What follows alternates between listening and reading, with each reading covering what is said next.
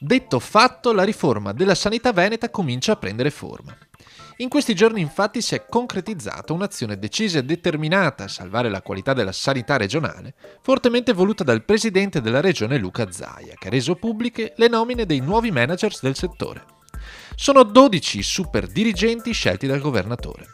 Uno alla guida dell'Istituto Oncologico Veneto, 2 delle aziende ospedaliere universitarie di Padova e Verona e 9 al vertice delle altrettante ULSS disposte da Zaia, una per provincia con l'eccezione di Vicenza e Venezia, che ne avranno una in più a testa, a servizio rispettivamente dei territori di Bassano e del Veneto orientale. Un taglio drastico, quello voluto dal presidente, il cui obiettivo è portare le ULSS da 22 a 7, con dimensione e denominazione provinciali.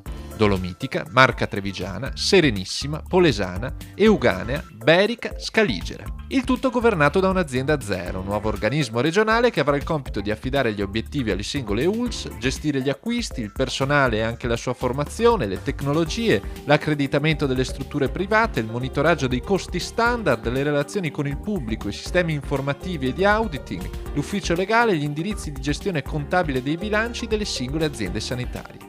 Con la nomina dei nuovi manager si compie così un passo significativo verso quella che sarà la riforma della sanità regionale, delineata dal progetto di legge 23 proposto proprio da Luca Zaia, che verrà discusso in Consiglio a febbraio e che consentirà al Veneto di realizzare un risparmio di circa 90 milioni di euro l'anno.